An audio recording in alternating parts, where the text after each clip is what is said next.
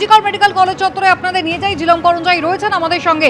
জিলাম, গত 2-3 দিন ধরে আমরা দেখছি একেবারে সুপার স্পেশালিটি হাসপাতাল এসএসকেএম থেকে শুরু করে জেলার সমস্ত সরকারি হাসপাতাল একই অবস্থা। জি কর মেডিকেল কলেজ ক্যান্টিন চলছে কিভাবে? একদমই, আমরা এই মুহূর্তে জি কর মেডিকেল কলেজ হাসপাতালের কিচেনে রয়েছি। কিচেনের ঠিক বাইরে এখানে আমার সঙ্গে রয়েছে এখানের ম্যানেজার, তার সঙ্গে আমরা কথা বলবো। এখানে আপনাদের দিনে কত মিল করা হয়? 1200, তিনবার করে খাওয়া, এক ব্রেকফাস্ট, লাঞ্চ, ডিনার। 3600। আপনাদের এখানে সিলিন্ডারের সাপ্লাই যোগান কিরকম আছে? যোগান আপাতত এখন আছে ওই বাণিজ্যিক সিলিন্ডারের থেকে, এখন মানে ডোমেস্টিক সিলিন্ডার দিয়ে কাজ চালানো হচ্ছে। এখন পরবর্তীকালে যে কালকে যেটা ডেলিভারি হবে আর কবে কি কত কি দেবে সেটা এখন আমি বুঝতে পারছি না। তো আপনাদের এখানে যে এই যে রান্না স্বাভাবিকভাবে হচ্ছে, এই রান্না হ্যাঁ, এখনো অবধি হচ্ছে। এগুলো কি ঘরোয়া সিলিন্ডার দিয়ে? ঘরোয়া সিলিন্ডার হচ্ছে, কিন্তু বাণিজ্যিকে দিত, কিন্তু কাজ চালানোর জন্য ঘরোয়া সিলিন্ডার দিয়ে আমাদের উদ্ধার হচ্ছে। বাণিজ্যিক সিলিন্ডার কবে থেকে দেওয়া বন্ধ? মানে আগের সপ্তাহে দেওয়া বন্ধ হয়েছে।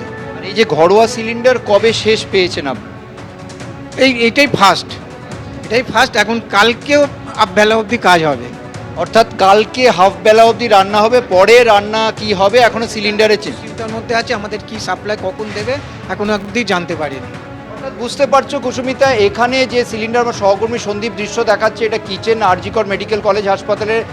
এখানে মিল রান্না হয়। যে কটা সিলিন্ডার দেখতে পাচ্ছ ডোমেস্টিক সিলিন্ডার, এই ডোমেস্টিক সিলিন্ডারে গতকাল থেকে তাদেরকে দিচ্ছে, আগামীকাল অবধি তাদের চলবে। এর আগে বাণিজ্যিক সিলিন্ডার ছিল। ওদের চিন্তা যারা কাজ করছেন এখানে, যে কালকের পরে কি হবে সেটা তারা জানেন না।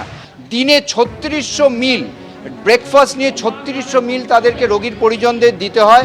এবং স্বাভাবিকভাবে তাদের উদ্বেগ একটাই, যে এই যে ডোমেস্টিক সিলিন্ডার, সেই ডোমেস্টিক সিলিন্ডার দিয়ে পরিস্থিতি তারা নিয়ন্ত্রণ করছেন, তাদেরকে স্বাভাবিকভাবে সাপ্লাই করা হচ্ছে, ফলে তারা সেগুলো ঠিক রাখতে পারছেন। তবে আগামীকাল তারা আদৌ সেই যোগান পাবেন কিনা সেটা তারা জানেন না।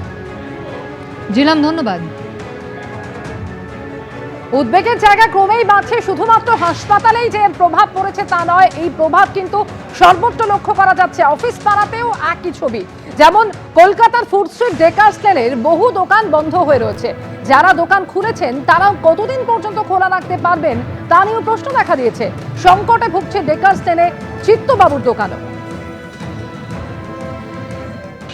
গ্যাসের সংকট এবং পাওয়া যাচ্ছে না গ্যাস সিলিন্ডার। দাঁড়িয়ে রয়েছি কলকাতার ফুড স্ট্রিট ডেকার্স লেনে এবং দেখতে পাচ্ছি একটি দোকান বন্ধ, শাটার নামানো। গতকাল পর্যন্ত এই দোকান খোলা ছিল, কিন্তু যেহেতু গ্যাসের সিলিন্ডার পাওয়া যাচ্ছে না, এই দোকানের শাটার কিন্তু আজকে খোলা হয়নি। পাশেই দেখতে পাচ্ছি একটি সিলিন্ডার। দাদা, আপনি বলছিলেন সিলিন্ডারের জন্য বেশি টাকা দিতে হচ্ছে। কত টাকা বেশি দিতে হচ্ছে? না, গ্যাস পাওয়া যাচ্ছে না বলে এখন গ্যাসের সংকট, চারিদিকে যুদ্ধের পরিস্থিতির জন্য গ্যাসের সাপ্লাই নেই, সেই কারণে আমাদের অর্ডার আছে, বেশি দিয়ে কিনতে হচ্ছে। কত টাকা বেশি দিতে হচ্ছে? এরা যেরকম বেশি থাকলে, মাল স্টকে থাকলে একটু কম হয়।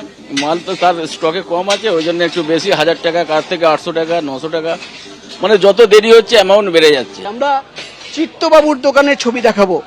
দোকানের ভেতরে আমরা দেখতে পাচ্ছি কয়লা মজুত করে রাখা হয়েছে। অর্থাৎ আগামী দিনে যদি গ্যাসের সমস্যা আর বাড়ে, এই কয়লা দিয়েই কিন্তু কাজ চালানো হবে।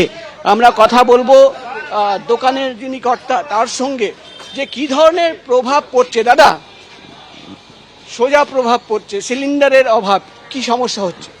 হেসেল থেকে হোটেল সবারই পেটে টান, কপালে ভাঁজ। এখন আমরা জানি না কতদিন স্টেবল এরমভাবে চলতে হবে।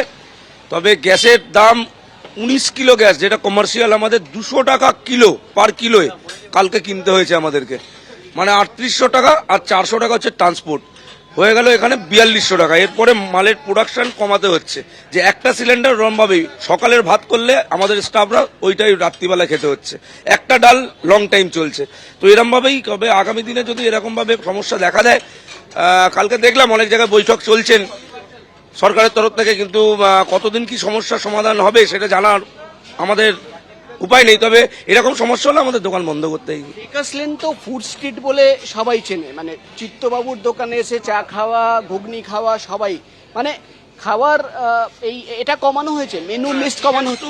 চিকেন স্টু, ঘুগনি, ফিশ ফ্রাইটাকে রেখে এইটুকুনি ব্যবসা চলবে। এরপরে চিকেন পকোড়া, ডিমের টেবিল, যা যা আনুষঙ্গিক, কবিরাজি, ব্যাটার ফ্রাই এগুলো আমরা বন্ধের সিদ্ধান্ত নিয়েছি। কম এই গ্যাসেতে এই উৎপাদনই হতে পারে, এইটা তো একটা হিসাবের ব্যাপার।